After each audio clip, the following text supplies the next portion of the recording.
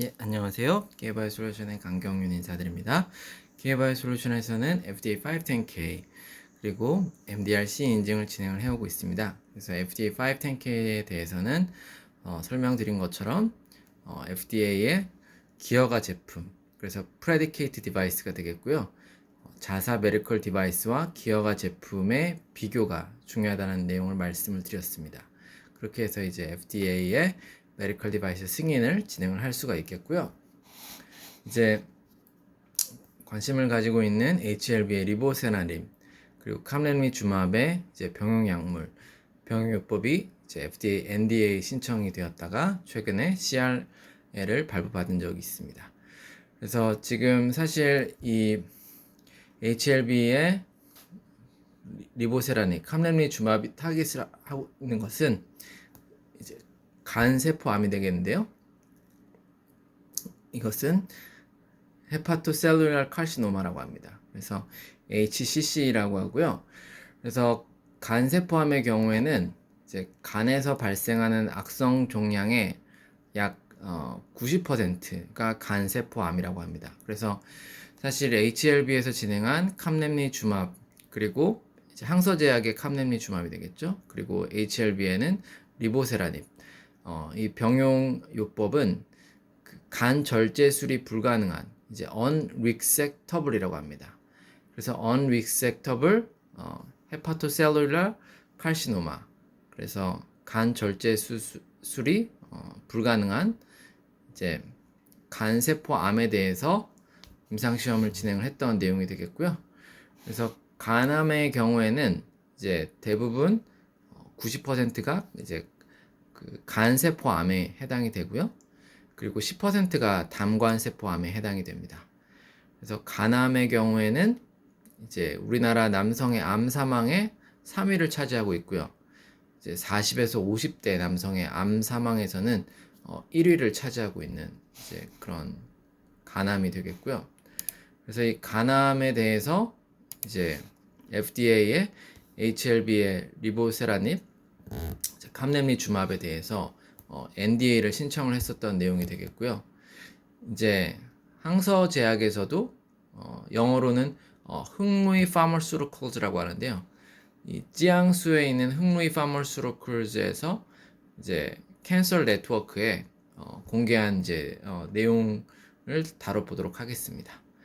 그래서 FDA에서는 지금 해당되는 간 절제술이 불가능한 간세포암의 치료요법으로 사용되어지는 리보세라니까 캄렌리주맙의 병용요법에 대해서 2023년 7월에 NDA 접수를 인정하였고요.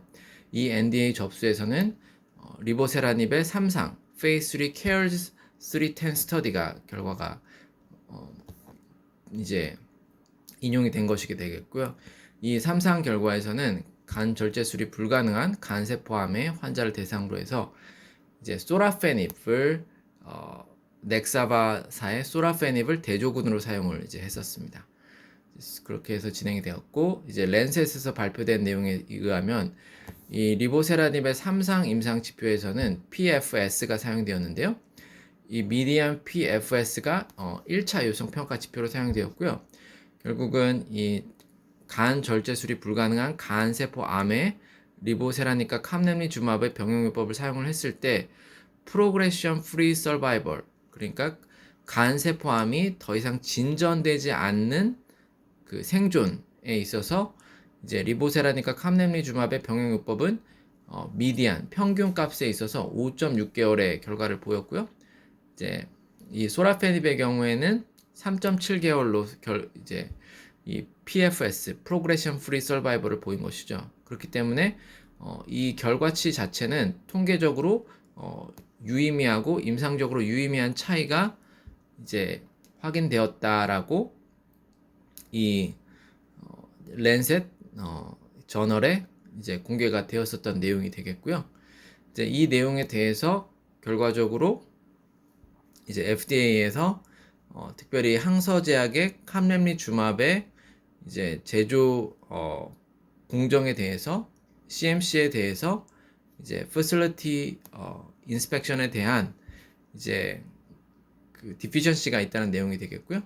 그래서 이 항서 제약이 그 뉴스 릴리스 이제 지금 HLB에서 공개한 내용들이 있고요. 그 다음에 이제 지앙수 흥루이 파머스루클즈라고 영어로는 항서제약에서 이제 공개한 내용에 따르면 이제 지금 CRL이 highlighted deficiencies related to its inspection of the developer's manufacturing site.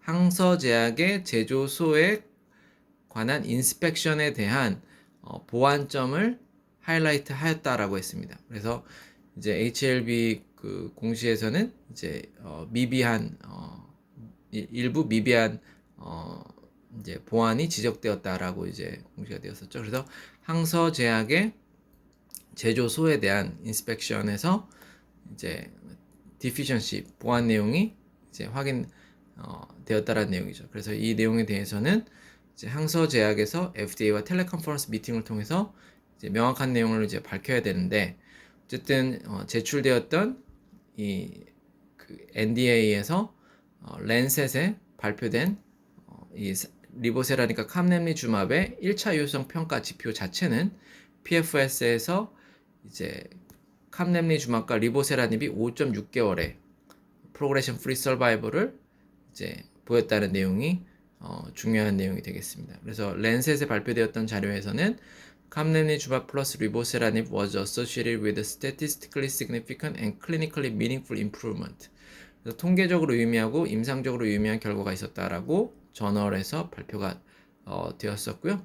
이후로 이제 항서제약의 CMC에 대한 디피션시를 이제 어떻게 보완을 하고 그리고 FDA가 이제 비모 인스펙션을 이제 여행 자유 제한으로 인해서 못 마친 것을 어떻게 빨리 마무리를 할 수 있는지에 따라서 이제 FDA 이 CRL을 해결함에 있어서 클래스 2의 경우에는 FDA에서 이제 6개월 대략 6개월 가량 심사를 진행할 수가 있고 클래스 1의 마이너한 디피션시의 경우에는 FDA에서 2개월 동안에 이제 처리를 할 수가 있다는 내용들 이제 말씀을 드렸고요. FDA에서 CRL을 이제 이렇게 발부시킬 때에는 45%의 경우에는 임상적으로 문제가 있기 때문에 발부가 되는데 이제 지금 항서제약과 HLB에서 발부가 된 CRL은 이제 Manufacturers 이제 Facility Inspection (CMC에) 관련된 내용이어서 Quality Control에 해당되는 CRL에서 발부가 되는 한 30% 정도에 해당이 된다라고 이제 해석을 할 수가 있겠습니다. 내용들 알려드리고요. 그리고 네이처셀 이제 관심을 갖고 있는 네이처셀 조인트 스템의 경우에는 이제 이전에 그 조인트 스템이 2021년도에 원래 풋모커가 신청이 되었었고 2023년에 4월에 반려가 되었었는데요. 그 이전에 있었던 2023년 2월 28일에 개최되었던 중앙약심위 2차 회의에서 임상적 유의성이 부족하여 타당하지 않다라는 결론을 내렸었습니다. 그래서 결국은 이제 임상적 유의성 이것에 대해서 이 중앙약심위 2차 약심위는 MCID라는 단어를 사용을 하였었고요. 그리고 이어진 그 알바이오 개발사의 식품의약품 안전처의 반려에 대한 이의 신청에 대하여 기각 공문을 내렸었고요. 그 기각 공문에서는 시험군과 대조약의 임상적 유의성이 미비하다 이런 내용을 이제 식품의약품 안전처에서 밝힌 바가 있습니다. 이에 대해서 이제 보완을 하기 위해서 기존의 이제 워맥과 바스 1차 유효성 평가 지표에서 이제 리보세라니까 캄렘리주맙 HLB에서는 이제 PFS 프로그레션 프리 서바이벌이 이제 간 절제술이 불가능한 간세포암 환자에게 어떻게 PFS가 나올 수 있는지를 본 것이 리보세라닙의 1차 유효성 평가 지표라고 한다면 이제 조인트 스템의 1차 유효성 평가 지표는 관절 기능 워맥과 통증 바스죠. 그래서 결과적으로 3상 임상시험에서는 식품의약품 안전처에 원래 제출되었던 6개월 엔드포인트까지의 결과에서는 베이스라인의 이제 56.67의 결과에서 이제 워맥이 34.55까지 줄어들었는데 이제 이 결과에 대해서 이제 반려가 기각이 되었던 것이고요. 지금 제조사에서 언론에 공개한 자료에 따르면은 3년치까지의 유효성에 대한 이제 개선이 30.60으로 56.67에서 이제 30.60으로 더 개선된 자료가 이제 식약처에 제출이 3월 초에 되었다는 내용이죠. 결과적으로는 이제 베이스라인 56.67에서 34.55까지 내려가는 6개월 엔드포인트는 식약처에서 반려가 되었고, 그리고 이 34.55까지 내려간 결과에서 3년치까지 갔을 때 30.60으로 더 개선된 데이터를 이제 식약처에 웜액에 대해서는 제출을 했다는 것입니다. 그래서 이 내용에 대해서 이제 심사가 이루어지고 있는 것이고요. 그리고 심사가 이제 지금 3월 초에 언론에 재신청을 했다고 했기 때문에 이제 중후반으로 가고 있는 상황이고, 지금 이 상황에서는 식약처에서 이 30.60으로 웜액이 개선된 것을 어떻게 임상적 유의성을 인정을 하느냐, 이 부분이 제일 중요한 부분이기 때문에 결과적으로는 지금 56.67에서 30.60까지 내려가는 것은 상당한 임상적인 결과라고 보이고요. 이제 다만 이것에 대해서 이제 6개월까지에는 블라인딩이 걸려 있는 데이터인데, 그 이후에 블라인딩에 대한 이슈들, 그리고 이제 그 식약처에서 작년에 문제를 삼았던 시험군과 대조약 간의 임상적 유의의 차이에 대해서 지금 이제 이 시험군의 3년치까지 데이터가 있고, 대조군 간의 비교에 있어서 이제 히알루로산과 같은 콜디콜 스테로이드 같은 이런 제제와의 비교를 이제 명확하게 정립해야 되는 것들이 필요한 내용이 되겠습니다. 까지 말씀을 드리겠고요.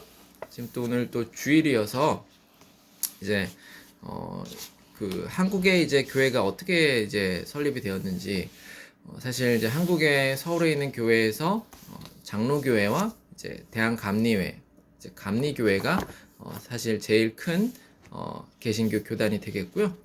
이제 장로교 이제 그 가장 최초 선교사였던 이제 그 언더우드 선교사, 그리고 이제 감리교회 선교사였던 아펜젤러 선교사가 사실 같은 날에 인천에 입항을 하게 되었었습니다.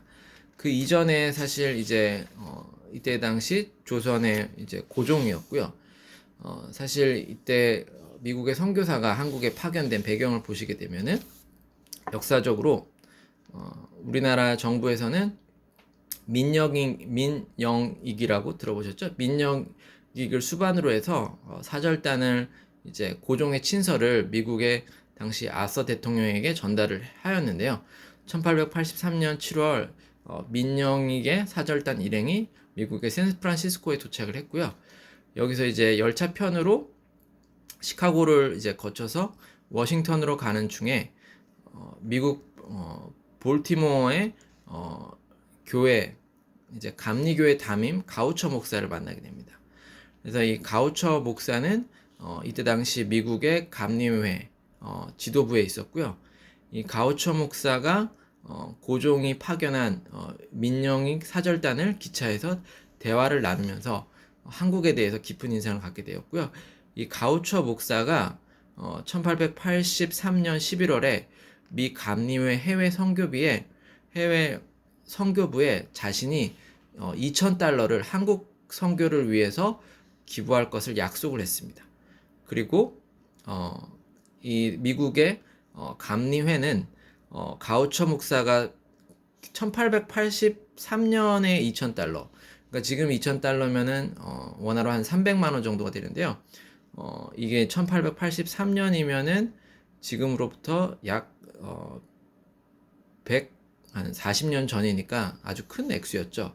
그래서 이 가우처 목사가 헌금을 한 $2,000에 대해서 미국 그 감리회에서는 $3,000를 더 보태서 $5,000를 1883년에 한국 선교를 위한 기금으로 결성을 하게 됩니다. 그렇게 해서 이제 이 이후에 그 일본의 선교회로 일본 감리회 선교회를 관리하고 있었던 맥클레이를 통해서 이후에 한국을 조선을 방문을 해서 한국의 이 감리교 선교에 대한 이제 상황을 지금 이제 그 대화를 나누게 됩니다. 그래서 이 한국 선교에 대해서 맥클레이는 당시에 일본에서 감리교 선교를 하고 있었는데, 역시 이제 가우처 목사로부터 이 격려를 받고, 이렇게 되면서 결국은 미 감리의 선교사들이 이제 아펜젤러 선교사가 이제 들어가게 되었고요. 그래서 이러한 이제 선교 활동을 통해서 아펜젤러 선교사가 배제 학당을 처음 만들었고 그것이 이제 감리교회 초대 감리교회가 된 정동교회가 되게 되고요. 그리고 이제 이어서 스크랜턴 가족이 같이 이제 한국에 오게 됩니다. 그렇게 되면서 이 아펜젤러와 스크랜턴 선교사의 도움으로 인해서 이제 잘 아시는 이화여자대학교의 이제 전신이라고 할 수 있는 이화학당이 설립이 되게 됩니다. 그래서 이렇게 감리교회가 한국에 들어오게 된 배경을 잠깐 설명을 드렸고요. 그래서 오늘은 여호수아 말씀을 잠깐 읽어드리고자 합니다. 이 여호수아의 말씀을 통해서 또 이렇게 선교에 불모지였던 조선 땅에 감리교가 정착하게 된 그런 배경이 되겠고 또 이런 조인트 스템과 이런 의약품들이 결과적으로 이 빛을 발할 수 있는 그런 소망을 가져봅니다. 여호와의 종 모세가 죽은 후에 여호와께서 모세의 수종자 눈의 아들 여호수아에게 말씀하여 이르되 내 종 모세가 죽었으니 이제 너는 이 모든 백성과 더불어 일어나 요단을 건너 내가 그들 이스라엘 자손에게 주는 그 땅으로 가라. 내가 모세에게 말한 바와 같이 너희 발바닥으로 밟는 곳은 모두 내가 너희에게 주었노니 곧 광야와 이 레바논에서부터 큰 강 곧 유브라데 강까지 해쪽 속의 온 땅과 또 해지는 쪽 대해까지 너희의 영토가 되리라. 내 평생에 너를 등이 대적할 자가 없으리니 내가 모세와 함께 있었던 것 같이 너와 함께 있을 것임이니라. 내가 너를 떠나지 아니하며 버리지 아니하리니 강하고 담대하라. 너는 내가 그들의 조상에게 맹세하여 그들에게 주리라 한 땅을 이 백성에게 차지하게 하리라. 그래서 여러 이제 혼란스러운 상황 가운데에서도 하나님의 말씀을 붙들면서 하나님께서 허락하시는 이 영적인 약속에 의지하시면서 이 세상의 어려움과 여러 가지 혼란 속에서도 하나님께 의지하시는 또 새로운 한 주 시작하시길 바랍니다. 다음 영상에서 인사드리겠습니다. 감사합니다.